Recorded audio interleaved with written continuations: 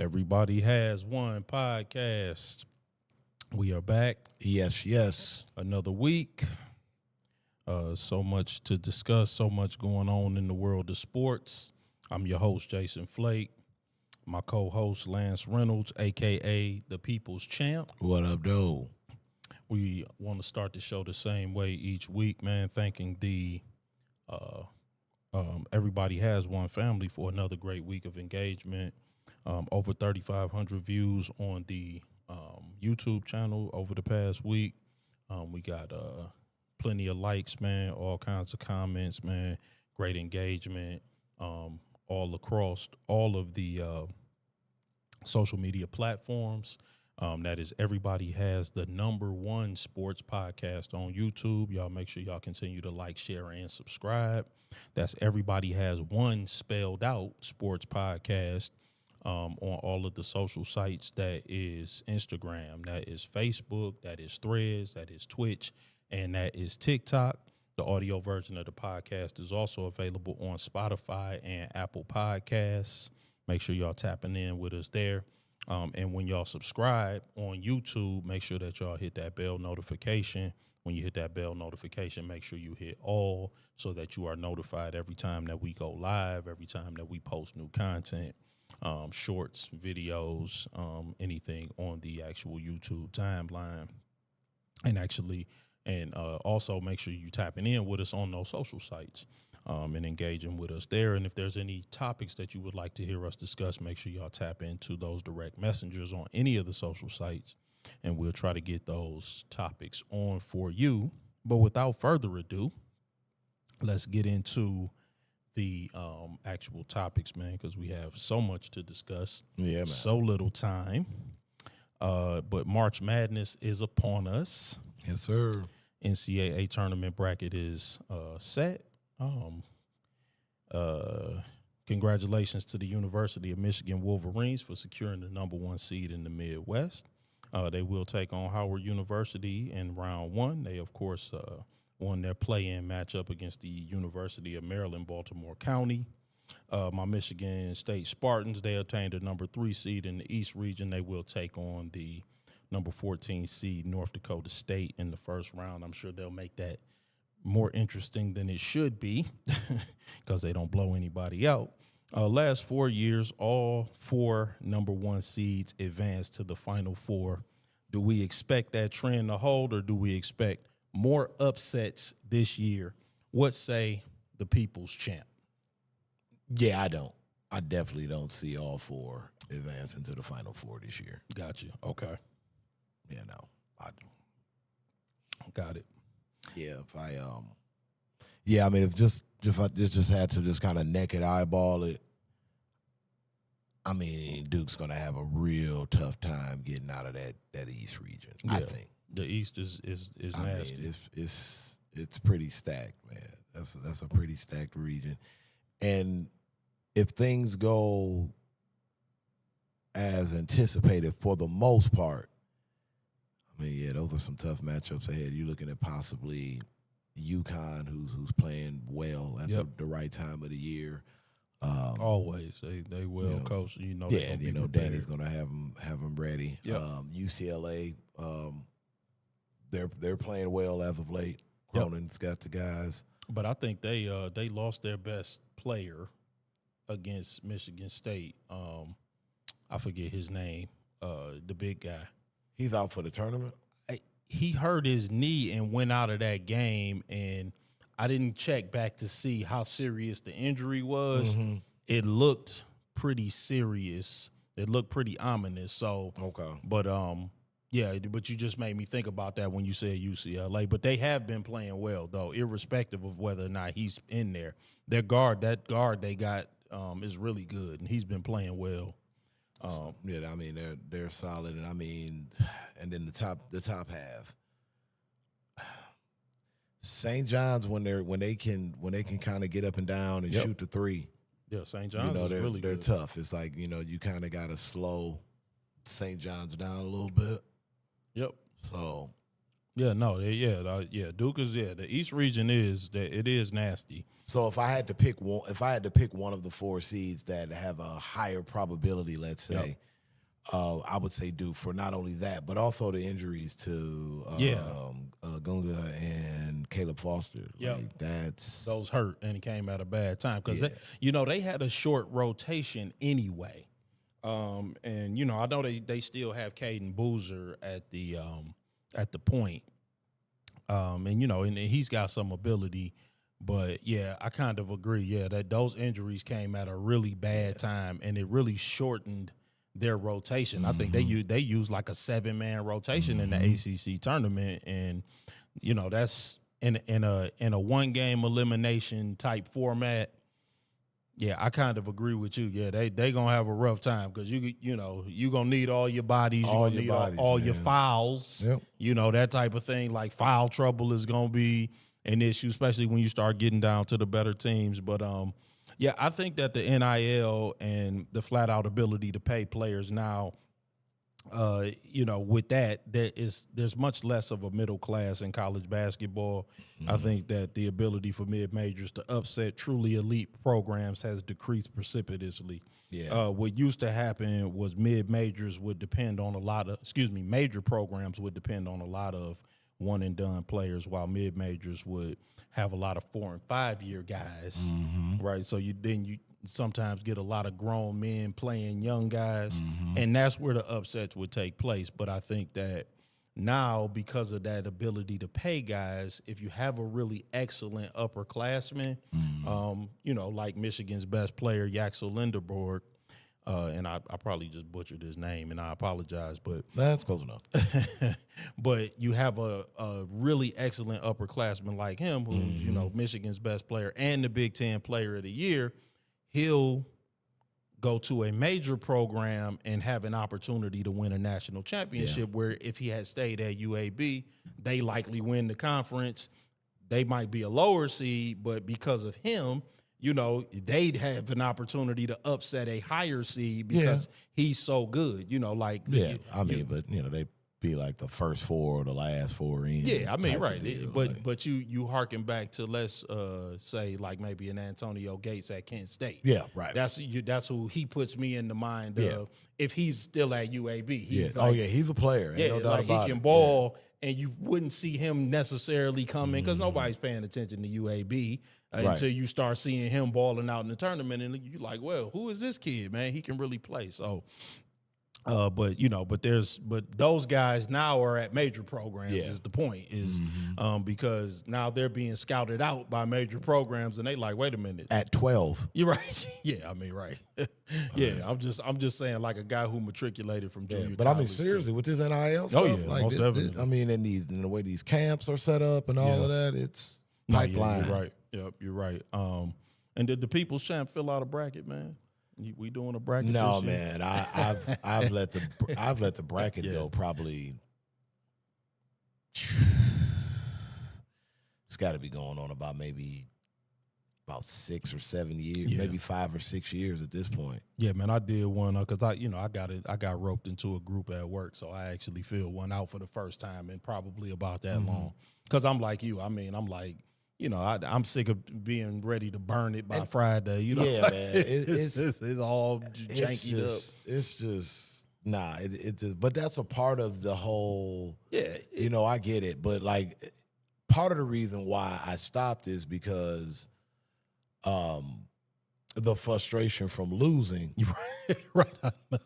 Coupled with what comes with that frustration when you're talking. Essentially gambling. Right, yeah. So, I went from the first year playing one bracket to, like, by the time I decided to quit, I'm playing like 6 or 7 of these damn things. So it's just like, it's just not the way. Yeah, like when you go on to the All-State Challenge, man, I thought it was funny. You can fill out up to 25. I mean, that's not like, what's the point of that? You just want to win. Like, I was right. Right. I'm well, damn, you be 25 cracks at it. Like, I mean, shit. All right. I mean, how many combinations can I possibly put together? And what's funny is you can fill out 25 and you'll be throwing away 25 brackets. Yeah, right, exactly. You still won't get it. Still won't get it. But to me though, that's a part of the whole appeal, because I think emotionally, like that first that first weekend of March Yeah, Madness, really, man, it's nothing like it. Yeah, It it's is the best weekend in sports. It is. It It's the definitely closest thing. Like out of all the, because we talk a lot of stuff about the NIL and how it has kind of changed the landscape, but it's still something about that tournament, though. Purest thing in sports. It's still the closest to what it was when I first kind of fell in love with it. Yeah. when I see it now, 30 some odd years later. You know what I you're mean? right, man. So you're absolutely right. that's so I look forward to the first Thursday, Friday. I mean, I love it all, but that first Thursday, Friday is just like Valhalla to me. You get what I'm saying? You're absolutely right. But in that vein, I want to ask you, what was there like a particular game or player in the NCAAs that kind of had you hooked to this is it? Like the March Madness is a thing, and it's a thing for me. Oh, man, that's a great question, man, because, when I was young, I was really more of an NBA fan probably until I was I'd say maybe an adolescent. Mm-hmm. But I did, even though I'm a Michigan State fan, I did enjoy the Fab Five. Okay. I think when they started making those runs is when I really got into it. And then, of course, the Michigan State got good with the Flintstones and – they had Mateen and Morris and then and then after that with Jason Richardson and Marcus Taylor, I liked all and Zebo, what I'm saying? Yeah. I really, but I did really get in. I will admit all teams that should have won a national championship. Yeah, indeed. Yeah, don't get me started. Just saying. Man. But yeah, so I will say that probably the Fab Five is what got me to pay attention because because those guys were local, like Weber and Jalen Rose were local, you know what I'm saying? So they really made me, because I had watched both of them in high school. Mm-hmm. So they got me to really pay attention to the NCAA tournament and care about their advancing and them getting, because even though I wasn't a Michigan fan, I'm always, and we'll talk about Darius Acuff later because we're going to talk about National Player of the Year. But, when you see kids from around the way, that changes how you feel. For sure. And you want to see them succeed, even if they're not necessarily playing for your program. So, man, I'm excited, man. And, of course, we're going to get more into it because when we come back next Wednesday, obviously games will have been played, upsets will have happened, and the picture will be a little clearer as to where we are headed. Sweet 16. Yes, indeed. But let's get to a little Pistons conversation. All right. They maintaining a 4-game lead in the East, even with a couple of key injuries and a loss to the Raptors on Sunday. The Pistons showed up at number 3 in the ESPN Power Rankings, just behind the Thunder and the Spurs, having won 3 out of 4 games last week by an average of 22 points. That ranking is up 1 spot from 4 last week. Pistons currently sit atop the East with Boston trailing by 4 games. Coming into today, Celtics are currently playing the Warriors as we speak. I didn't even check the score on that game. Do you believe that the Pistons hold off the Celtics, maintain that number 1 seed? Also, how important do you believe it is to do so? We'll say the people's champ. I think the injury situation we have to watch very closely. We do. Yeah, because K went out of the game last night with back spasms. And, I don't know how that, I don't think that's a serious one, but we'll have to keep our eyes open for that one. Yeah, I mean, I don't know if there's ever a thing as light back spasms. No. No. But no, the Asar ankle injury aside, because, that's just something that could just happen. Yeah, randomly throughout the course of a basketball game. You could be running up the court and make a sharp cut and roll your ankle on a clean floor. Mm-hmm. So that That's aside, the other injuries, it's kind of what I was talking about last week, where as you get to this point of the season, certain injuries start to pile up. Yep. And I get it, some of them are avoidable, but there's certain kind of injuries where I'm just like, I don't like that. Right. Like with Stu's case, Yep. whenever you talk calf, I mean, we were talking. We were talking off air. The calf has, damn near become the new microfracture. Yeah, the calf strain is it's very foreboding like injury. So we don't want to wish that or be a harbinger of any, ill health towards, Isaiah Stewart's calf. But, it's just we've seen, where that road could potentially lead, and as we said earlier with Cade in the back's the back. Man. It's something that even when you're not utilizing it, how that's stabilized is just always vital. It is. So that concerns me a little bit. Because we're going to need Cade to obviously play more in the playoffs. Yes, but in terms of holding off Boston, I do believe getting home court throughout the playoffs is important, but doing it at the sacrifice of the health of our players, I'm not willing. We don't want to do that. Because I think back to the 2016 Warriors, that chasing the 73, right? May have cost them, because going into that, Steph was starting to get dinged up, Clay was getting dinged up, Bogut was getting dinged up. Yep. Iguodala was getting dinged up. Mm-hmm. So, if it comes down to we've got to manage some minutes in some games to make sure they're healthy for the playoffs, I would go with that versus that. But if I concur, by the way. I said obviously health is the most important. Yeah, but if the injury report says they can go, and we're available to go, I think we do hold them all. Sure. No, we have the same thought. I'm like, I think we will hold on to the number 1 seed. I think it is important to do so, but the most important thing is that we go into the postseason healthy. I'm looking at that Stewart strained calf as well. That is a something that I'm watching closely. Obviously, probably like every Piston fan, right? And we're just monitoring that.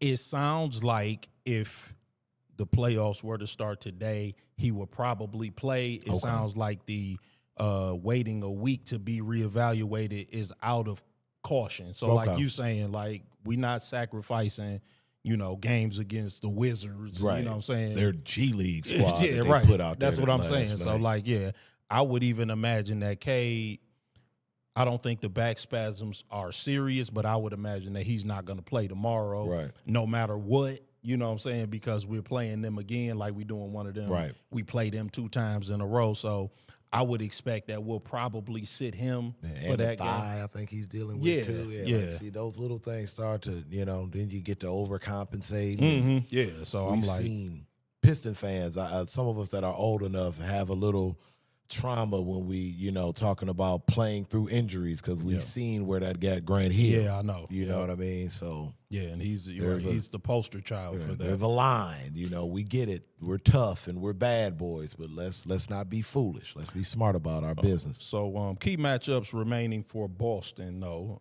I will compare the schedules just a tad. They have Atlanta twice. Atlanta has the longest active winning streak in the NBA. At 10? With 10, yep. They got Charlotte twice. We talked about them and the fact that they've been playing pretty well. They possibly have the Rookie of the Year over there in Knipple. And one of the most complete players in all of basketball in Mr. Miller. Yeah.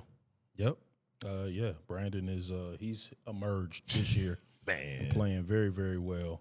And they have Minnesota. They also play the Thunder and the Knicks. Key matchups remaining for the Pistons. We have Minnesota twice. We have the Lakers. They won 9 out of their last 10. They're playing with their hair on fire. Yep. Mr. Aiden seemed to have an epiphany within himself. Yeah, he actually is playing like a big. He said, I'm not the guy. I said, welcome to reality with the rest of us. I was going to say, it's 2026. You're just not figuring that out. We also have the Hawks once. We have the Thunder. We have the Raptors again, who just beat us on Sunday. And we have the Hornets one more time. Jeez. So, both teams, they have tough schedules remaining. Chance, no breaks. I was going to say, frankly, I think there are losses in there for both teams. Man. And I think Boston could close the gap within a couple of games, but I think we will maintain that number one seed, win somewhere in the neighborhood of 58 games. And I think they'll probably be somewhere in the neighborhood of 55, 56. Y'all remember that prediction, man. But I think we'll ultimately hold them off. Yeah, because to Boston, look at Boston's perspective as well. They'll probably be doing some monitoring when you look at Tatum's minutes, Vucevic's minutes. Yeah, Jaylen Brown's minutes. Jaylen Brown, like you were saying, he just looks like a tired ball player. And so I can see, both squads kind of looking to see what the other teams, especially if Boston can maybe creep up a game or two and make it like 2.5. Yep. I can see that, but yeah. Let's talk about the play-in tournament real quick. If it was set today. Okay. If the play-in tournament started today, the 7-8 game would be Miami versus Atlanta. And the winner of that matchup, obviously, effectively, would be the 7th seed. The loser would go on to play the winner of the 9-10 matchup, who, if it started today, would feature the Hornets and the Sixers. The winner of that game would take on the loser of the 7-8 matchup, and the result of that game would determine the 8th seed. And let me know if I lost you. Of course. So it's important to note that Miami is only a half a game behind Orlando for the 6th seed. So Orlando could fall from the top down into the play-in, right, into the 7th.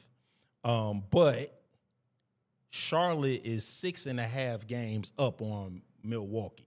So it's not likely that anybody's coming up into the play-in. So the 7 through 10 will consist of somebody who's already up there, right? So Orlando could fall down to 7, and Miami could jump to 6, but nobody's coming up to 10. You know what I'm saying? So, it's going to be some variation of those games, but I don't want to belabor that. So I know I just gave a lot of info right there.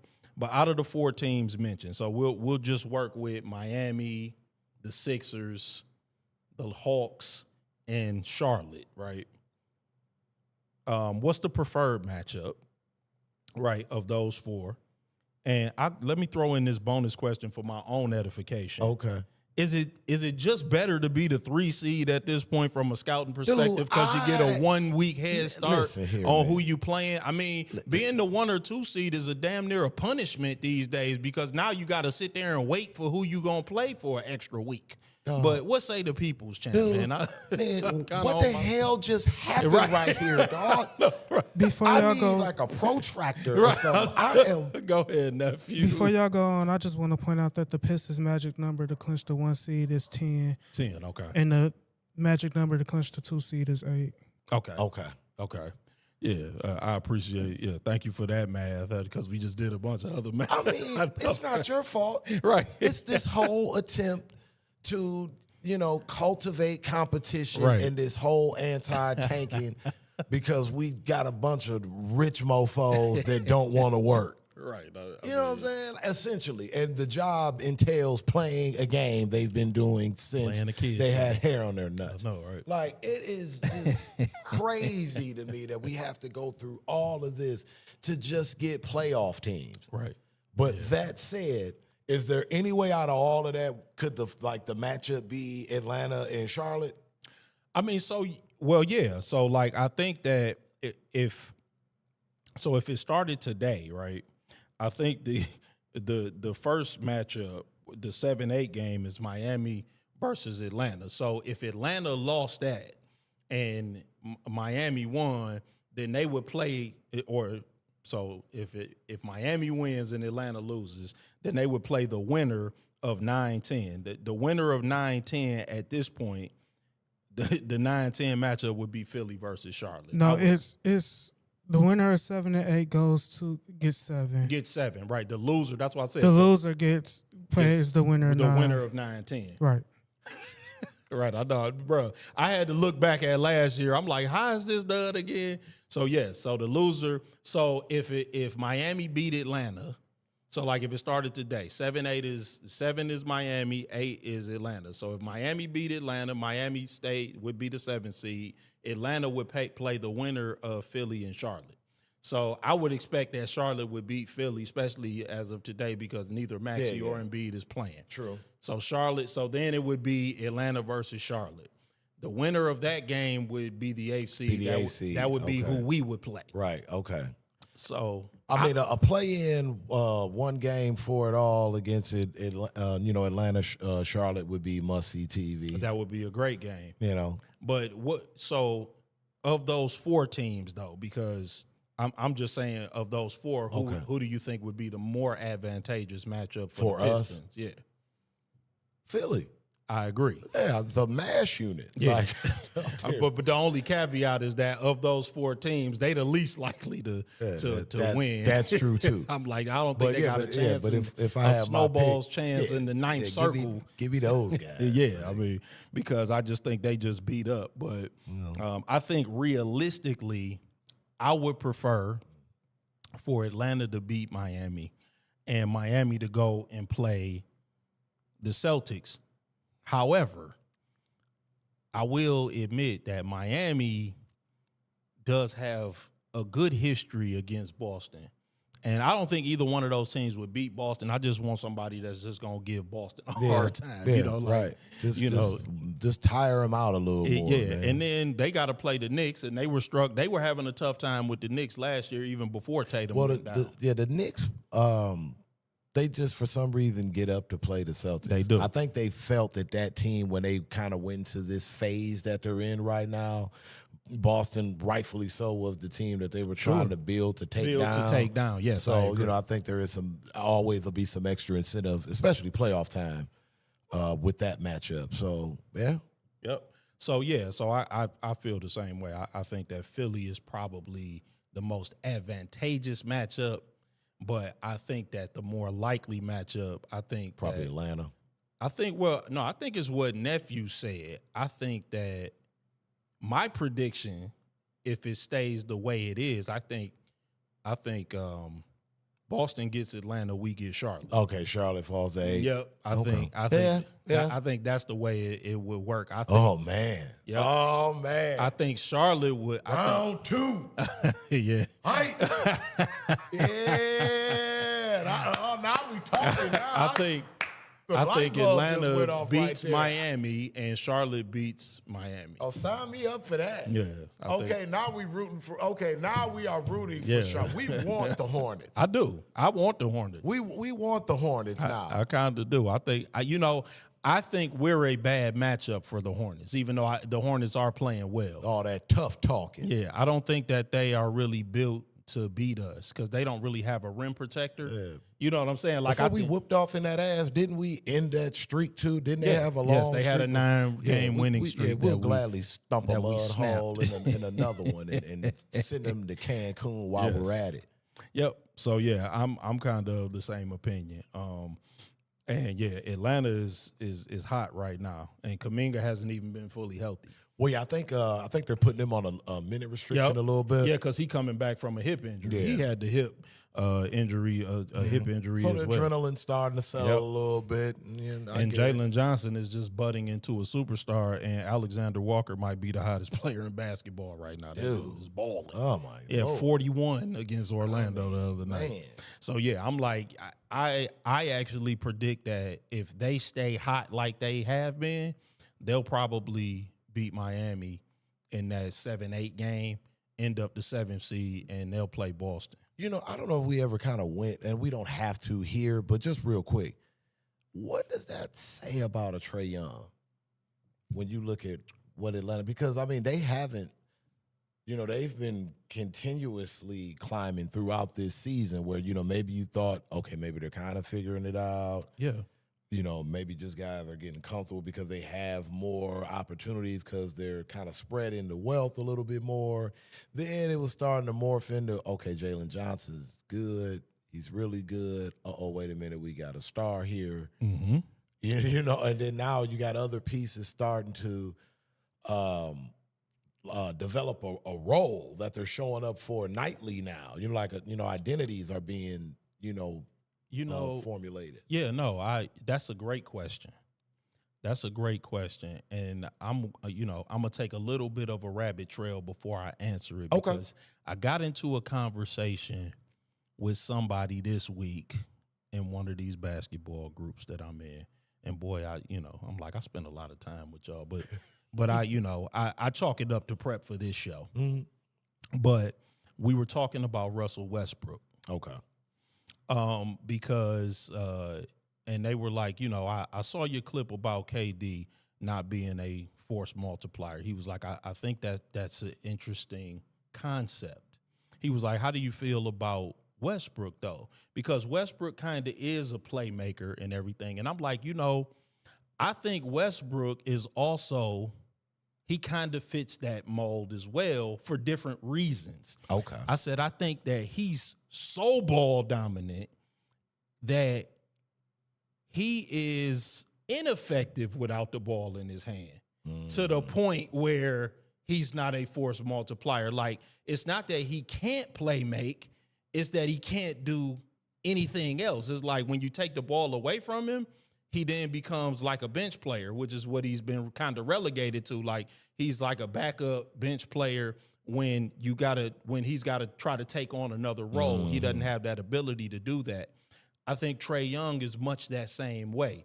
He's so ball dominant that he ends up taking away from the team. Like, some guys need the ball so much that it's like, bro, the ball's sticking. The ball has to, there's a right amount of ball dominance where, okay, like if you. So I think that, like, and again, not to be too LeBron centric, but if you're LeBron and you can score easily close to the basket and you need the ball, that's one thing. Or Luka, and you can score in volume and you need the ball, that's one thing because you can both score and play make. I think Trae Young and Russell Westbrook, they're not efficient enough scorers to have the ball as much as they do. Yeah. You know what I'm saying? Without the ball, they're not the best screeners in the world. Right. You're not really doing much. Like Russell Westbrook, he's a good slasher. He's a good athlete, but not that good. You know what I'm saying? Like, his best thing is to have the ball in his hand. So, that's a great question. And I think Trae Young sort of fits that mold where he's, it's going to be interesting, though, because he has been dynamic, right? And you can't. I don't want to make it to seem like I don't want to write the book on him yet. That's the only thing. Yeah, like, or even trying to steer it down a negative road because correct. I certainly don't think he gives you like empty calories. No, like I don't think he's an empty calories guy. But I just think you need the right circumstances. Yeah, but it's glaringly different. I mean, it is.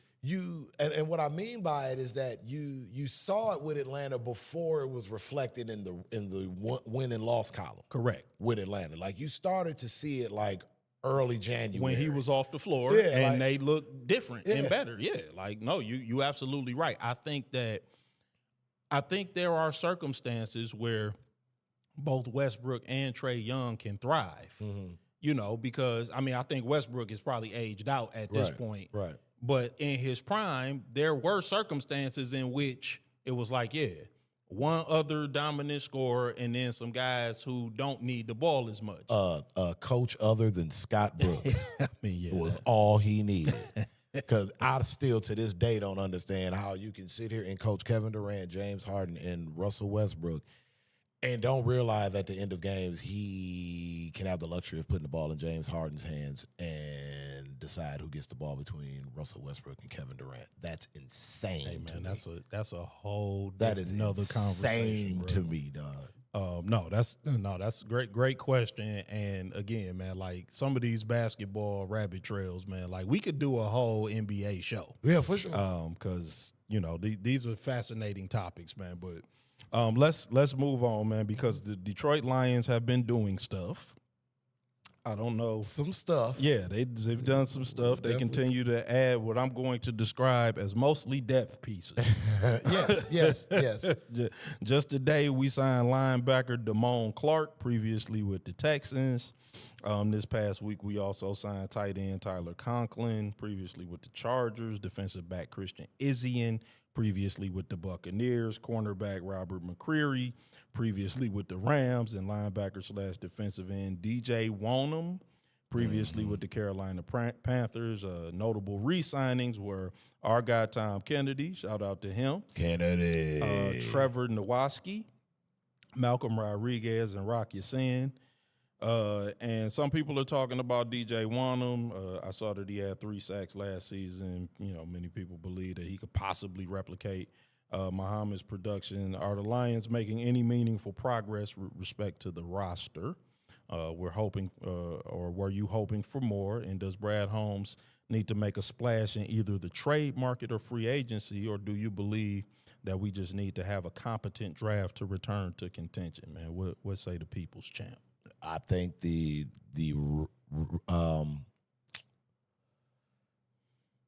requirements are the same. Mm-hmm. Brad Holmes has to have a 5-star draft. Yeah. No ifs, ands, or buts about it. With you. No, I mean, I'm not jumping off the ledge over No. something. I mean, now don't get me wrong. It's Tyler March Conklin, 18th, if yeah. it was 2017, I'd be over the moon. But Right. again, we can't, we can't talk off both sides of our neck where we have beaten over the head the importance of depth. Yeah. No, So- that's what I said. I'm like, I'm going to describe them as depth Yeah, pieces. yeah, for sure. So, if we're going to praise what, me personally, what say a John Lynch has been doing out in San Francisco, and a big part of that is having depth, we just got to hope that these are the right depth pieces. And Sure. again, this season, that they don't have to be relied upon to be anchors. That's my fear. You I'm know, like, like long as these are guys Right, that you are know. just guys, Yeah, you know what I mean? Yes, But, I concur. To be specific, I mean, I think in terms of impact, I think Roger McCreary will probably see some action, a Sure. lot of action Sure. at the slot corner spot. He's physical. Mm-hmm. And in terms of, I mean, who knows what we're going to get from DJ Wanham. I guess he's going to get an opportunity now to get a lot of snaps. We got him for a decent price. Yep. So I mean, we'll see. I mean, Yeah, I mean, right. It feels like we're going to, is Rakeshaw going to play this season? listen, fingers crossed. I mean, like the dude is I'm made still out of hoping parchment. for him. He made out of parchment paper, man. Like every time he get I on the field know, and take some man. contact, he's I know. down. Him and the other guy that was here, Melifonwu, like two guys, if they could have just stayed healthy, I think could have been players. Yeah, man. it feels to me like we're going to do defensive end by committee like we kind of have been doing, like it's like Hutch on one side and then a potpourri of guys on the other side, like no. Feet also starring. Yeah, right. Yeah, exactly. Yeah, like no featured other defensive end. We're not going to have a Daniil Hunter and Will Anderson type duo. Like it's just going to be like Hutch on one side then other guy, right? Yeah, like so I'm like, okay. I mean, if that's because again, like I think that if we right the ship offensively, we've had a top 5 offense for the past 3 years. So, it doesn't have to be a shutdown, lockdown defense. Even though I think that makes us a serious Super Bowl contender if you could manage to build something like that. But if it's a middle of the pack defense, in my opinion, we're back in contention. Yeah. It doesn't have to be, we ain't got to be the 2000 Ravens. You know what I'm saying? Right. Like, Yeah, for sure. It's just got to be a solid defense, and we can get some timely stops. We not just hemorrhaging points we have been in the recent past. So, those intermediate gash plays was rough. I just want to quickly give a shout out to Rock Ya-Sin, man. Way to play yourself into a bag, man. Sure. One Shout out year, to him. $4 million. Hey, man. Hey, man, that's a long, long way from the practice squad checks, man. I'm not mad at Rock Ya-Sin, way man. to get that. I'm not mad at all. I just, again, I hope that these are not. Were you surprised they brought back Jake Bates? No, No, I wonder what the surprised. number was. He They was, probably gave him a friendly deal. He wasn't bad, you know. I won't say bad. Yeah, like I wouldn't say he bad. wasn't as good as he has been. But it was like some time where you had to I had to check myself, like, we did get him from the USFL. I mean, like, he had a great first year. That's what I mean. Like, he set the bar really high. Yeah, and then last year it was like he kind of missed a few layups, not a lot, but a few. Yeah. So but I won't say I was shocked by that, but I did notice that. I was like, okay, because sometimes with kickers they'll just be like, man, we'll find another. Yeah. What you got, nephew? I will say with the one I'm signing, if you look at the raw numbers, it might not look impressive, but looking at the advanced numbers, he was only brought on the blitz 4 times last year, 10 times the year before that. In Minnesota, in his 2 sacks years, in 2021, he had 15 hurries on the quarterback, and then in 2023, he was sent on the blitz 48 times and had 8 hurries on top of the 8 sacks. So I will say there is some potential there. Okay. If you scheme him up right. Yeah, yep. I like that he's available. He's been available. Yeah, no, a lot of and what nephew just said is what a lot of people are pointing out is that when he's gone after the quarterback, he's been effective. So, that's why I brought that up. I'm like, if people believe that he can replicate Muhammad's numbers if you let him rush consistently. Which is what it looks like we're going to be able to. Yeah, because I think. Let's slow down. Like Detroit be quick to just put 20 on 10, dog. Like, come on. I mean, Muhammad had some nice games, but like Cornelius Bennett, he was not. No, yeah. Well, that's the thing. It's like, he got those sacks in. He got them in bursts. Like he had 3 sack games and 2.5 sack games, and then nothing burgers for 3 weeks. And that's the thing. Like, I'm like, listen, man, if we can get somebody on the other side that needs to be paid attention to on a consistent basis, I think that helps us in the long run. Like that helps Hutch not be so focused on. You know what I'm saying? Sure.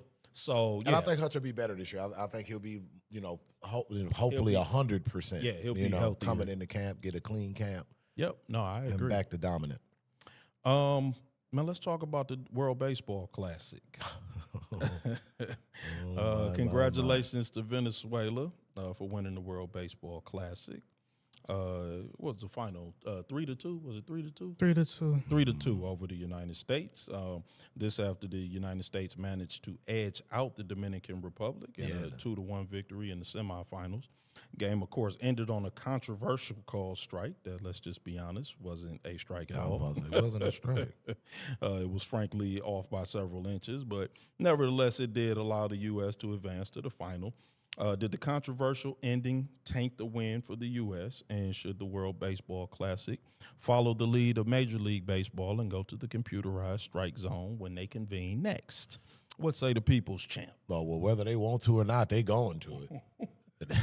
That shit's over with. They are going to the computers after this. Yeah, I would. I mean, listen, man.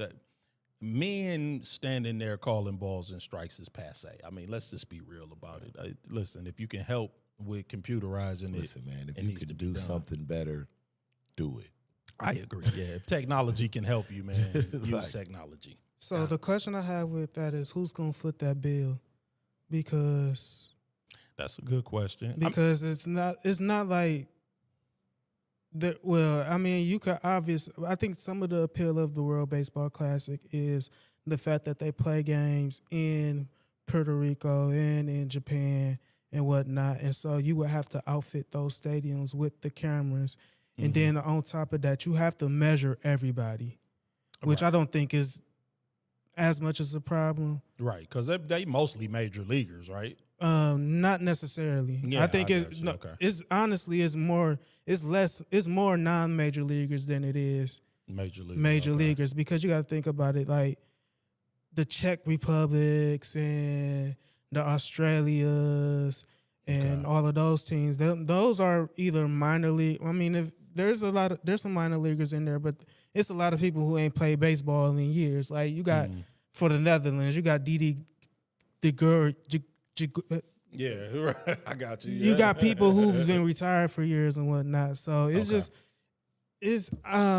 would I think everybody would love to see it, right. of course, because it makes the game a better product. Mm-hmm. But it's just, and then I think really the main holdup is getting the JBO and the KBO on board with ABS. Well, doesn't the World Baseball Classic have a TV contract though?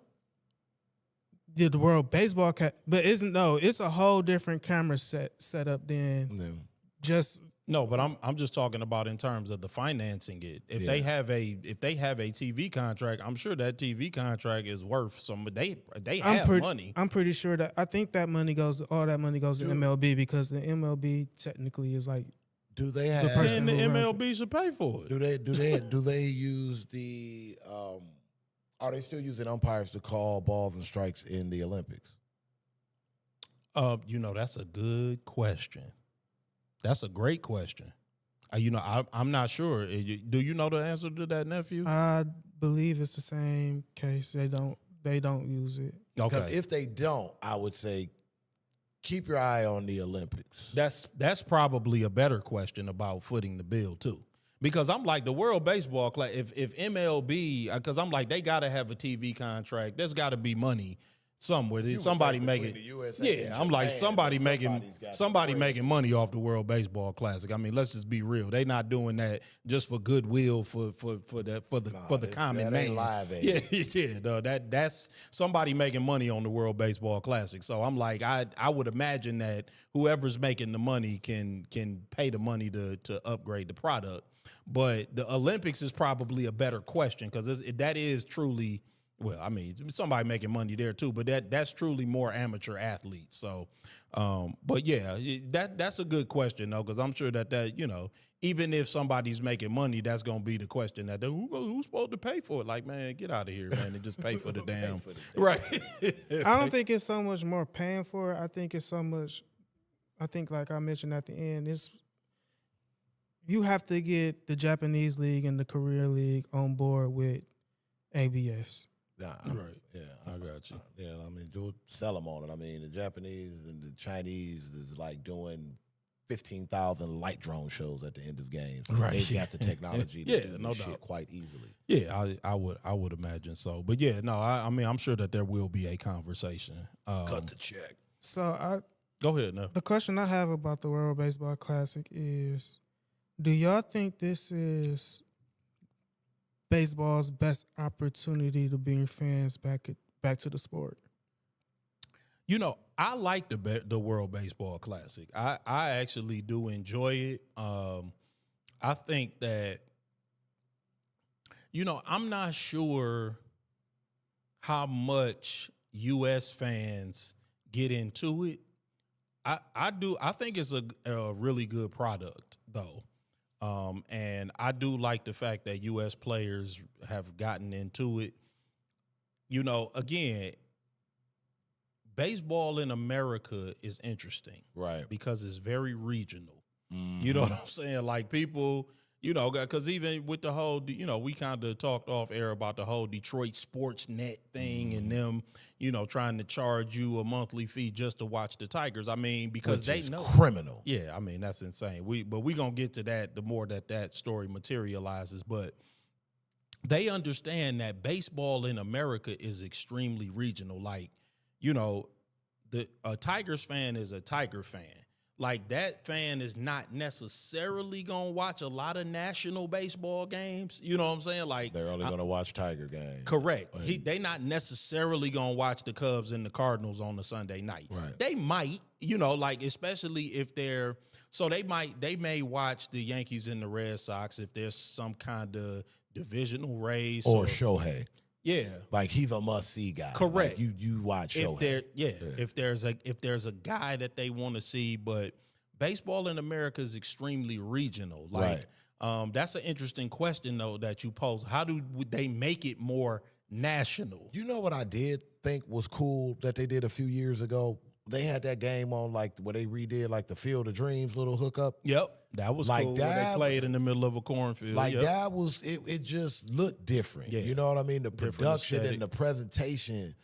And, they made it a primetime event. Yep. Like, they need to do more stuff like that. Like, I think with baseball in America, and I don't know if part of it is because of the influence of the Latin player in terms of, just the demographic of the league and just the dominance of the players. Sure. That maybe they've kind of steered away from that to maybe try to straddle the middle of the fence per se. Mm-hmm. But I think for America, especially when you're talking entertaining, like Sure. the American fan is still, a lot of them are like the wrestling fan or the football fan. So, you have to have a little spectacle to it. It's just a part of it. So little things like that. I mean, think they would have help. they have the game that they do in Williamsport. They did the game. Yeah. They had Yeah. they had the game that they had at Talladega this past year. that's as what well. that's what I'm talking about. So Like, I mean, things they like that. are trying different things. Well, and I mean, those things are cool. Like, that's what I'm saying. Like, more things like that, I think, to me, when you're talking appealing to American fans, I think appeal to American fans more so than the World Baseball League Classic. Yeah. I think that baseball is probably I think it makes them look good on an international stage. I think the World Baseball Classic does draw in more international fans because I think it's more of an international game. I agree with you that there's a lot of competition for the American fan. Like, we have a lot that is kind of competing for our attention. So, but no, that's a great question, nephew. I do think that it raises the profile of Major League Baseball, and I think that it gets the international fan looking. It's hard for me to say how it impacts the American fan. I do see a lot of people talking about it, like on social media and I see Man, LA 2028 is gonna be live, man. That's cool. That's gonna be something. If they allow them to play. Yeah, that's true. good. Yeah, good. And I think that's true. That's a harder ask than the World Baseball Classic because now you're asking them to stop their season. Yeah, that's true. Yep. Yeah, that's true. Yeah, that's gonna be in the middle of the summer. Yeah, So that's smack different. dab. The smack dab in the dog days going into in the middle of playoff races. That's like end of July. Yep. Let me ask you, man. I threw this on, so I apologize. I didn't really put this on the agenda, but I did want to ask you this, something NBA related. Steve Kerr got his 600th win. Steve Kerr recently got his 600th win, making him the fourth fastest coach to reach that milestone behind Phil Jackson, Pat Riley, and Greg Popovich. He's obviously won 4 championships and a Coach of the Year. He's been named Coach of the Year one time. Where do you see him in the pantheon of great coaches? Nowhere. So I think the universal Mount Rushmore, right, of great head coaches is Auerbach, Phil Jackson, Pat Riley, Popovich, right? That's the four. That's the four faces of. I can roll with that. You know what I'm saying? And then there's tiers below that, right? Yeah, for sure. You know what I'm saying? Like, I think like the next tier is probably like Chuck Daly's in there. Larry Brown. Yeah. Larry Brown is a great. He's a great name. Rudy Tomjanovich, I think, would be in there. Jerry Sloan. Yeah, I like Jerry Sloan. Jerry Sloan's a great one. Pick and roll. You know what I'm saying? I mean, what offensive set is run more than Lenny the pick and roll? Wilkins. Yep. Yeah, he's in there. But where do you see Steve Kerr? I mean, because obviously he's got the 4 championships. You know, and I know that there's some question about him strategically, right? And you look at Pop, right? So let me just kind of lay it out. So obviously Pop won exclusively with Duncan. Auerbach exclusively with Bill Russell as a coach, and of course he had his time as an executive. Phil Jackson and Pat Riley managed to get it done with a couple of different regimes. Pat obviously with the Showtime Lakers, and then in 2006 with D Wade and Shaq. And oddly enough, too, I think he won Coach of the Year 3 times, neither as a Lakers coach or as the Heat coach. Every time with the Knicks, yeah. Like And That's then, how great Michael Jordan was, folks. Yeah, I know. Yeah, indeed. That's all that means. Um, Over years, they thought that over years the media thought the Knicks were good enough to beat the Bulls. That's all that means, folks. That's all that shit means. And then Steve Kerr is gonna be one of those guys with all of his championship successes gonna be tied to Steph Curry because, not to be foreboding, but I don't believe that he will coach it for another championship again. Now, I could be wrong, but I don't believe that he's gonna do that again. Right. I don't believe he's gonna be like Pat Riley and go on and build another great team and then end up coaching that team to a championship. But he is an interesting case study. Because I'm conflicted on him like you. I'm conflicted on him as a personality manager and all of that and his ability to develop young talent, and because we really haven't seen him do that. And I do feel like I have a little resentment because I do feel like he's wasting the latter stages of Steph Curry's career, one of my favorite players of all time. But, he has won 4 championships. He did coach a 73-win team. There are some things that he's got under his belt. Yeah, he does. That force us to look at his legacy and figure out where, do you put him in that next rung? Do you put him with a Chuck Daly? Do you put him with a Rudy T? See, you know what I'm saying? Like, let's take a moment and examine his legacy just for a bit. See, here's the thing. Like, I feel that there are great basketball minds. Right. There's great basketball coaches. Sure. And then you have great coaches with a great basketball mind. I think Steve Kerr is a great basketball mind. Okay. I never really thought Steve Kerr was a great coach. I thought he was a good coach that had exceptional talent around him from top to bottom. Generational. You can even look at his coaching staff. Yeah. Alvin Gentry, say what you want as a head coach, but if you're talking like offensive schemes, absolutely, yeah. and he knows his basketball. So especially when they were early and they were developing that culture. And let's be honest, when Steph Curry finishes, he's going to be top 7 player ever? Yeah, no less than top 10 in my opinion. Yeah, like I'm not. I have my own feelings about it that we'll get to when it's up, when the book's written. Yeah, right. Yeah, when it's time to discuss it. Sure. If we're talking like impact, doing what impact you're paid on for, style of play. Yeah, Steve Kerr has been fortunate, but there's something to be said to know when to push the right buttons. Sure.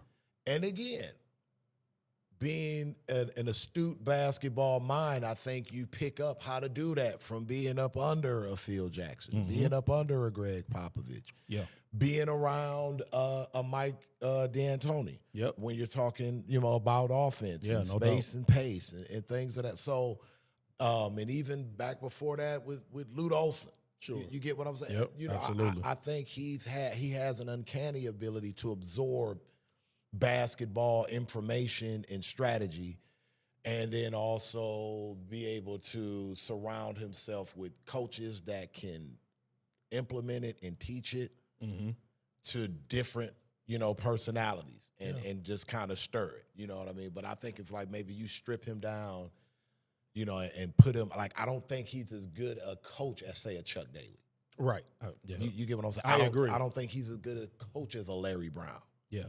And like you say, they don't mention a Larry Brown with the Phils and the Pops, right? And those guys, where I think they should, if we're talking basketball mind and Sure, coach. yes, You get what I'm saying, right? Just ability to manage personalities and and I call think sets and but good, but not great. Right. but he has all of the accolades where you have to let him in the room. Yeah, no doubt. You get what I'm saying? But, I do think there are some guys that have less, like does Rick Adelman win with those Warrior teams? I mean, listen, Steph is winning some championships. But you get what I'm saying, though. Yes. Like, and Steph and KD together, they're winning some championships. I'm just saying. That's, And Klay Thompson. yeah, I mean, that's Dude, that they're winning some championships. These cats was bringing Andre Iguodala and Sean Livingston off the bench, dog. Yeah, I mean, no, listen, them teams winning some championships. Leandro Barbosa, they forget about that team. no doubt. doubt. So and again, Steve Kerr has more basketball knowledge in his probably Absolutely, missing yeah. pinky toenail than We're talking about in the pantheon accumulate. of great coaches. Yeah, we're talking about him with some Chuck cats get in the Daly and comments Rudy like, T, yeah. how many teams have you coached, Yeah. man? Look, man. Did I mention myself or did I mention Chuck Daly and Rudy T? You talking about Larry Brown? We talking about other great coaches. Please don't conflate the situation. We're talking. So go ahead. Where do you rank Steve Kerr with his contemporaries now? Or maybe, their past as they, when they were winning and So listen, I have to. If I put all of my biases aside, he's definitely the greatest active head coach right now. Okay. That doesn't mean he's the best. Okay. And this is the conversation that I get into all the time. The difference between greatest and best. You know what I'm saying? Like, because I think that when you have the GOAT debate, and I don't want to get too much off into those weeds, but a lot of times, guys, because I'm like, listen, with LeBron, if you want to make the argument that LeBron is better than Michael Jordan, I think that's a conversation we can have. I don't think there's any argument that he's greater. And that's always the case that I make. I'm like, there's no argument that he's greater. There might be an argument that he's better. You can think that, you can think that he's more complete, he a better rebounder, whatever, because I'm not going to litigate that right now. And that's always so I'm like, Steve Kerr is definitely the greatest active head coach. I think the best active head coach is Eric Spoelstra, quite frankly. Okay. If I'm just talking about X's and O's, execution, who I would want to coach my team, it would be Eric Spoelstra. But I do think that you can't discount what Steve Kerr has done. You just can't. He's the greatest active head coach. But and I think that he's in that rung just below the Mount Rushmore, because I think that Mount Rushmore, as currently constructed, is untouchable.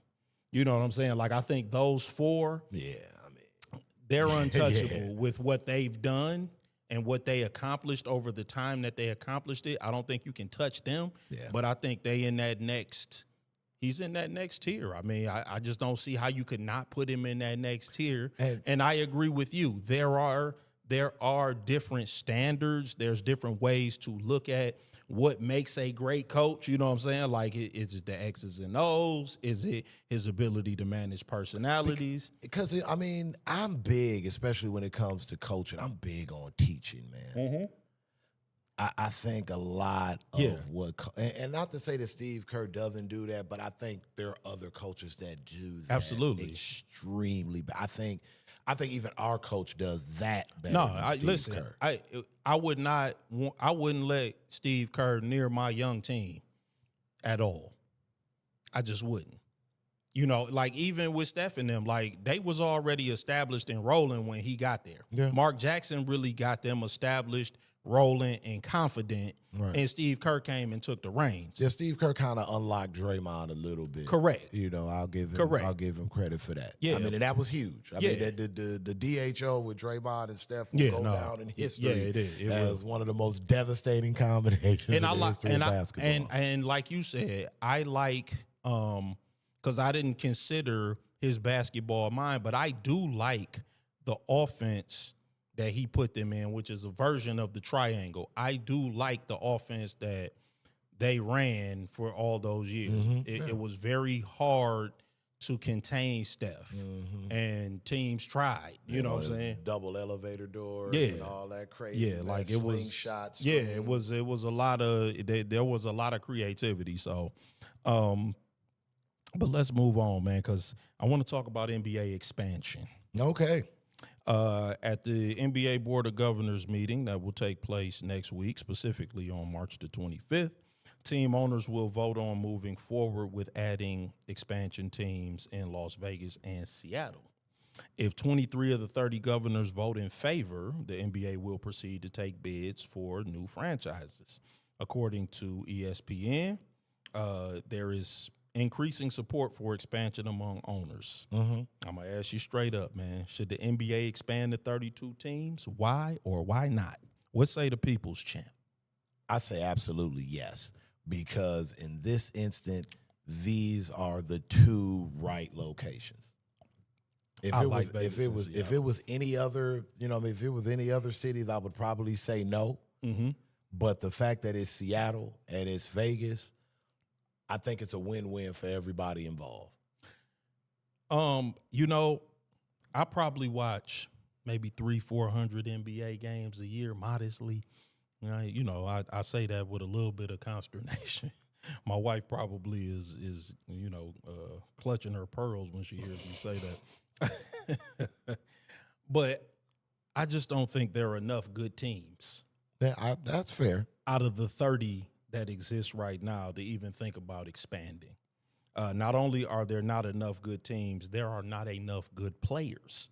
And I know that the modern NBA fans likes to purport the idea that this is the most talented, skilled, and athletic league in history, but when in actuality, it's just the most fundamentally trained group of players ever. And that's not to take away, from the fact that they are definitely skilled. They're great basketball players, but fundamental training sometimes does mimic skill. Just like a pickup game can sometimes mimic an organized league, but upon investigation, you can tell that it isn't the same thing. Carlton Carrington, plays for the Wizards. Anthony Edwards, of course, he plays for the Minnesota Timberwolves. They have the same level of training. But if you took them out of the NBA setting and put them in another kind of organized basketball setting, they both look unstoppable, like unstoppable professionals far superior to most basketball players in the world. However, when the Wizards play the Timberwolves, you can see the distinct difference between the two. Both are great players in the grand scheme of basketball, but one is a great player among great players. If you consider that many of the great players in the league are now older and aging out, and even some of the ones that are younger are injury prone and not really gearing up for a long career, expansion seems more problematic than it does advantageous. One man's opinion. Right. One man's opinion. But but it could still happen. I do like both cities, though. Yeah. I will say that. I want to rap Today's a Good Day again, and the Seattle Supersonics exist as a damn basketball team. Bring the Sonics back to Seattle, damn it. I do like both cities. I will say that, man. And they better be the Supersonics, too. It better not be the Seattle Sonics. Don't do that to us. They are the Seattle Supersonics. Plus, we're bringing both of those teams in. We can finally correct the madness that is Minnesota and Memphis in the Western Conference. Right. Yeah, right. They both were that more never Eastern. Made sense. Yep, yeah, that's true. Yep, so you'd have those two teams out west, and then you could bring Minnesota and Memphis east. Man. And then you look at you look at Oklahoma City as the gold standard of what could be. Yeah. So, No, I mean, yes, listen, yeah, and and then I ain't that excited about an expansion draft because they would probably let you only protect 8, and then, that would probably expose one of our young guys. Yeah. Because I'm thinking about which 8 would we protect, and we would have to probably leave maybe Sasser or somebody like that, and he definitely get drafted in that expansion draft. You know what I'm saying? So, like, I do think about stuff like that selfishly. And I'm like, I just think it's just, man, I don't know. It's hard. Left the homie's house paid. You got to start thinking about contracts, too, when you think about protecting players. Yes, that part. So, like, for example, like, would a Zion get protected? Ooh. it's things like that. Damn, nephew, It's ironic. I had the Bruce, she had the chronic. He's still on today. It's a good day. Today was a good day. Bring him back. No, that's a good question, nephew.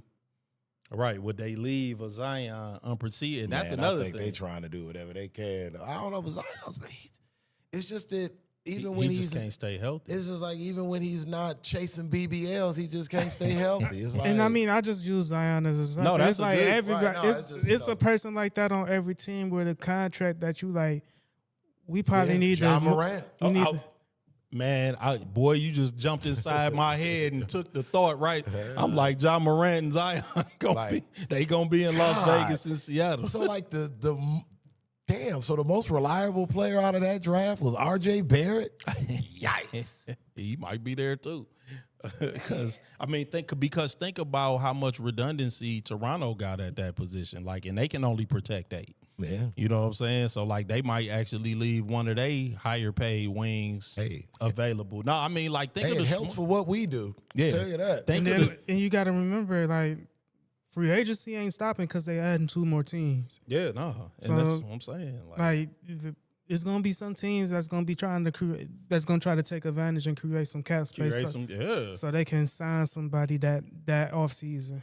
Yep. Nah, man. That's real interesting. That could get interesting. I'm interested to see how the Board of Governors vote on that, and then see how soon they talking about adding the teams and all of that. Because I didn't really read that far into it, but yep.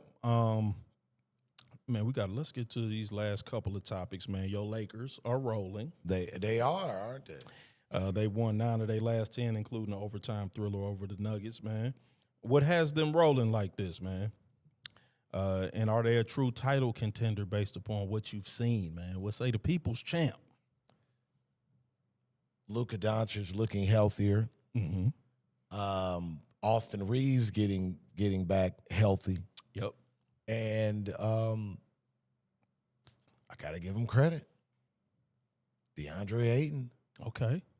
Dominating? With the come to Jesus meeting where, he's kind of accepting a role, so to speak. He's starting to attack the glass a little bit more. LeBron, settling into the role as number 3. I guess so, begrudgingly. He's trying. He's doing his best, but what did they run off 9 in a row before they lost one or something like that? They won 9 out of 10. Yeah, okay. So it was 9. It was 9 straight. Yeah.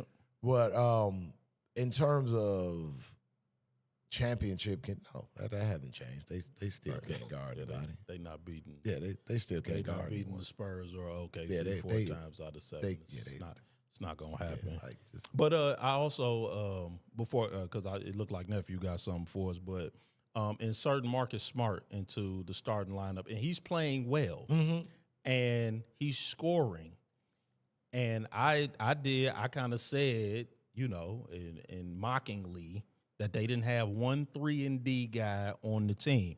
Well, when he's in the starting lineup and scoring, he gives them a 3-and-D guy. Yeah. So he's been having health issues too, and any moment now. Right. Go ahead, Neff. What you got? I was gonna ask, do you think Luka coming to Jesus with another bill probably on the way? Do you think that might have had something to do with his play recently? Oh, he got what you saying now? What he got coming? Another bill. What? He got another. Oh, word. He getting divorced? Oh no, I didn't know that. I did. I believe. I think like the wives won't have and sole custody and the whole hook. Because he's due for an extension, right? In 2 years. Because remember, he signed the decision when he got there. Yeah. All right. Yeah. So go on and get rid of her before the extension kick in. Man. Go nuts and get you a Supermax and recoup on the back end. Hey man, shout out to Dak Prescott too. By the way, you saw what he just did. Old girl wouldn't sign the prenup. And he was like, yeah, well, the wedding is all juke moves. Dak did a couple of juke moves. Love it. Hey, in my Wayne Fonts voice. Yes, Dak did a couple of juke moves. Hey, man. Life's unpredictable. Oh, man. And then our final topic, man. Let's talk about the NCAA college basketball national player of the year, man. Who is it? Darius Acuff Jr., the end. I agree. And there's nothing more to talk about. That dude he's cooking. Man. SEC player of the year. Did he win tournament MVP? Did he win the SEC tournament MVP? Yep. Without question. Yep. Go on and put that national player of the year trophy. I mean, it sounds good, but it's gonna be Cam Boozer. You think it's gonna be Cam? Yeah, I mean, Cam is. He was the overwhelming favorite. Yeah, he a beast though, but I mean, it should be Acuff. Acuff, to me, the way he has lifted his team. I mean, because Isaiah Evans is a beast. Like, the team that Duke got around Cam Boozer is a monster. Like, Acuff is, they got some good players. This man's doing stuff that hasn't been done since Pete Maravich. Yeah, I mean, and Pete Maravich, what did he average? 40 when he was in Pete Maravich's college numbers. Whenever it did, it happened in the 70s. Right, yeah. Right. Before we were born. Like, that's what I do know. But yeah, no, I think it's Darius Acuff. But yeah. But on the flip side of that, Cam Boozer is averaging 22 and 10. That's like comparable to Mike Beasley numbers when he was at K-State. Yeah, no, I mean, no. So, I mean, no knock on Cam Boozer. Cam Boozer's a beast. Like we've been saying all year when it comes to this season of college basketball, it's pretty stacked. Yeah, I mean, all around the board. I'm looking at Cuff's assist to turnover ratio and shooting 44% from three, and he shoots a lot of threes. Yeah, no, yeah. I mean, I agree. I'm on the Darius Acuff train. I ain't coming off it. Yeah, Tell Cameron Boozer to get the Bozak. Him and his Kiwi black shoe polish hair wearing daddy. I don't care. Darius Acuff Jr., college player of the year. I'm with the people's champ. I think it's Acuff, but I kind of agree with nephew. It's probably gonna be Cam Boozer. Yeah, because I mean, it's the Duke train, Dick Vitale, and all the other weak shit. But we know what it is. Period. But the everybody has one. College men's basketball college player of the year is Darius Acuff. That's our guy. But man, we appreciate y'all for joining us. I got one more question. Go ahead, Neff. What you got? So I don't know if y'all been seeing the discussion that's been going on the past couple of days, but that started with Barstool. But I guess the discussion started with Brandon Walker. He asked if there's a city where hockey is the number 2 sport for that city. So I just wanted to get y'all opinions on, not for you personally, but right. If you were to look at the state of Michigan, for their fandom all time, how would you rank the 4 teams? Oh boy, because I think it's a. Yeah, it's close. I think there's an obvious 1, and I think there's an obvious 4. I mean, first of all, number 1 is definitely the Lions. I think that they're obviously number 1. Man, number 2 though. Number 2 is the Red Wings. You think it's definitely the Red Wings? I would say it's the Red Wings. I was saying, when you look at, it could be the Tigers. Though. The only reason why I say the Red Wings because they've won more and they've won more recently. They and have. You factor that in, like historically, with them being an original 6 hockey team. Yeah, they do get a lot of love. But the Tigers have been around for 100 years. Though. I know. I mean, I get it too. But I mean, like we're like known as hockey town. We are. That's true. I mean, it's a close 2-3. It is. I would say and I mean, I'm not a hockey guy, but I'm saying, and that's what kind of I think adds to my point. But I recognize the significance of what hockey means. No, I agree. This state and this region. Yeah, the Red Wings they are very beloved around here. I mean, there's definitely a lot of love for the Red Wings. I do think it would probably be a tight race between the Red Wings and the Tigers, but yeah, I mean, I might have to agree with the people's champ. Maybe the Red Wings edge out the Tigers slightly, but I mean, the Tigers get a lot of love. Oh yeah, I mean, opening day in Detroit is an event. Oh no, yeah, it is most definitely. It is an absolute. My wife event. goes every year, and I'm like, I can't do it. I think. Go ahead, Neff. What you got? So for me, I think when you look at it, I think the question is the questions that I come up with it because I think it's Lions, Red Wings, Tigers, Pistons as well. I think the question is because, and the reason I say the Red Wings over the Tigers is because no matter what, I don't think you're gonna see a Red Wings game with terrible attendance. Right. Yeah. I mean, yes, that's true. But I just think the fan support is more solidified there for the Red Wings than it is for Tigers. But again, two different sports. yes, A lot more for as many hockey games it is in a year. That's how many baseball home games you get. But I think right. the question I have when it comes to it with the gap between the Lions and the Tigers is how much does the UP play a part into it? Right. Because the UP is basically Green Wisconsin. Bay. Yeah, they're Green Bay that's fans. Wisconsin. I mean, for the most part, they're predominantly, they're Green So Bay. that's what I'm saying. Because for me, I'm still willing to give the Lions But man, who the the hell edge. cares about the UP? But I don't want to.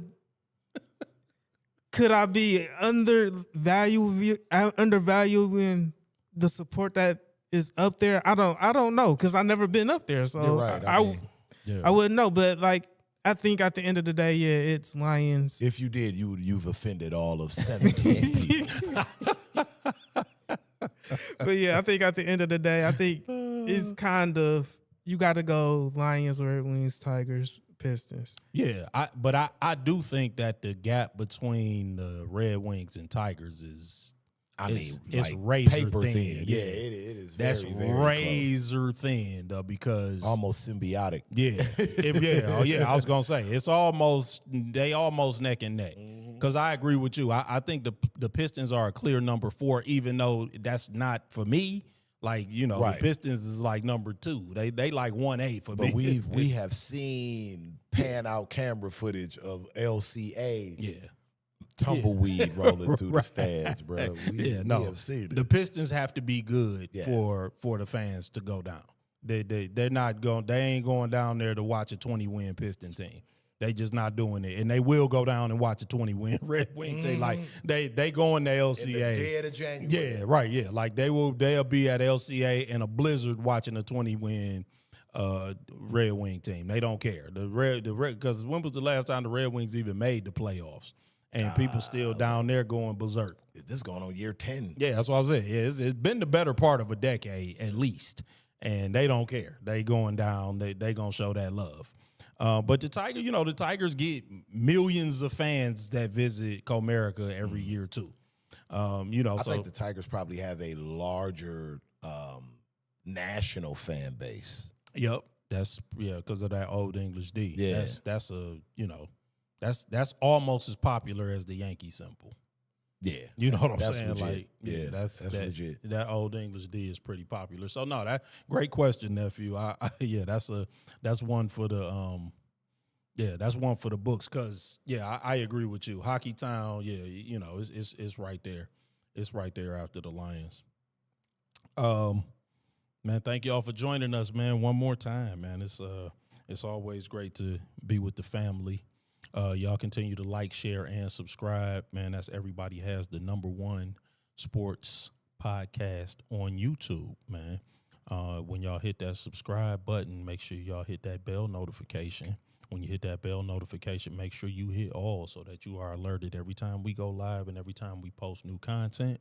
Again, that's Everybody Has the #1 sports podcast on YouTube. It's Everybody Has One Spelled Out sports podcast everywhere else. That's Instagram, that's Facebook, that's TikTok, that's Twitch, and that's Threads. And you can get the audio version of the podcast on Spotify and Apple Podcasts. So make sure y'all tapping in all of those different locations. If there are topics that you would like to hear us discuss, make sure that y'all are hitting us in those direct messengers. And again, remember to like, share, and subscribe. Don't forget that share part, man. Make sure you're letting everybody know that it's the Everybody Has One podcast. We with you every Wednesday at 8:30 or as close as we can get to it.